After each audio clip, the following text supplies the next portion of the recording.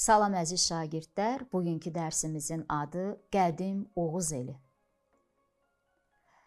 Şəklə baxaq, sizcə bu mətndə hansı informasiya vasitəsindən danışılır? Diqqətlə baxsanız, uca dağların başında, tam zirvəsində bir ocaq yanır. Yəqin ki, deyəcəksiniz ki, ocaq keçmişdə xəbərləşmək üçün idi. Uşaqlar, mətnimizi diqqətlə dinləyək. Biri var imiş, biri yox imiş. Çox qədim zamanlarda Oğuz elində balaca bir oğlan yaşayırmış. Bir gün balaca oğlan çəmənlikdə oynayırdı. Birdən o dağın başında yanar bir ocaq gördü. Ocaq o qədər gür yanırdı ki, obanın dörd bir yanından görünürdü. Uşaq baxdı ki, ocağı görən hamı sevinir, şadlanır və oğlan qaça-qaça babasının yanına gəldi. Ondan təəccüblə soruşdu. Baba, ay baba, bu ocaq niyə yanır? Cəmaət niyə belə sevinir? Baba isə dedi ki, elimizin adətidir. Elimizdə igidləri, xatunları şənliyə, toya çağıranda uca dağın başında bir tonqal qalıyorlar. Başqa yerlərdə bu alovu görüb, orada da tonqal qalıyorlar. Beləcə şənlik xəbəri bütün Oğuz elinə yayılır. Hamı geyinib keçinib şənliyə gəlir. Gəl hazırlaşaq, biz də elin şənliyinə qatılaq. Növbəti tapşırığımız, sizcə qədimdə insanlar nə üçün ocaq vasitəsilə xəbər yayırdılar? Çünki ocaq dağın başında yananda hündür yerdə olduğu üçün onu hamı görə bilirdi. Bu bir xəbərləşmə vasitəsi idi. Növbəti tapşırığımız, əgər düşmən doğma elə hücum etsəydi, sizcə bu xəbəri hamıya necə çatdırardılar?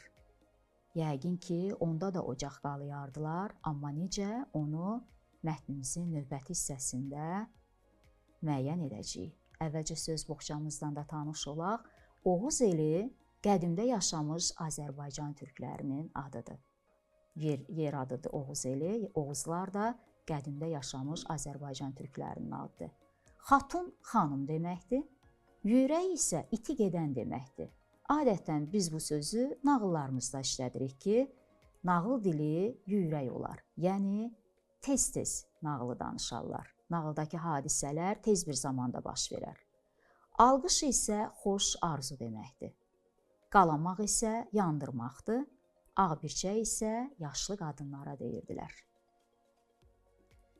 Uşaqlar, Oğuz elində düşmənlər hücum edəndə yanar ocaqların sayı artır. Belə ki, uca dağ başında bu zaman 2 tonqal qalanırdı və əsgərləri döyüşə yola salarkən ona arzularını insanlar belə ifadə edirdilər. Boz atın büdürəməsin, oğul, polad qılıncın qırılmasın, igid. Növbəti tapşırığımıza da baxaq. Uşaqlar, alqış xoş arzu, xoş niyyət ifadə edir. Ocağınız yanar olsun, çörəyiniz bərəkətli olsun. Oğuz elində daha hansı xəbərlər üçün ocaqlar qalayalmışlar? Gəlin diqqətlə baxaq. Oğuz elində daha hansı xəbərlər üçün ocaqlar qalanırmış? Gəlin diqqətlə baxaq. Zaman su kimi axıb keçdi. Oğuz elindən düşmənlərin ayağı kəsildi. Gözəl günlər geri qayıtmışdı. Bizim balaca da xeyli böyümüşdü. Bir gün yenə o dağın başında ocaq gördü. Amma indi 3 ocaq yanırdı. Üz tutdu yenə babasına. Ay baba, indi də dağ başında 3 ocaq yanır. Bunun mənası nədir? Baba isə izah etdi ki, oğul, torpağın yurt, vətən olması üçün 2 şərt lazımdır. Biri odur ki, gərək bu torpağı düşməndən qoruyasan. Bir də odur ki, torpağı əkib becərəsən. Torpağı qoruya bilmiriksə, əkib becərməyə dəyməz. Əkib becərmiriksə, qorumağa da dəyməz. Dağın başında gördüyün o 3 ocaq insanları əkin biçinə səsləyir. Tanrı onların qoluna qüvvət versin. Torpağımız bərəkətli olsun, deyə baba bu cür alqışlar eləyir. Tapşırığımıza diqqətlə baxaq. Mətnə əsasən şəkillərin ifadə etdiyi məlumatları müəyyən edək. Biz yanan 2 ocaq, 3 ocaq və 1 ocaq görürük. Birinci ocaqda el-oba şənliyə çağırıldı.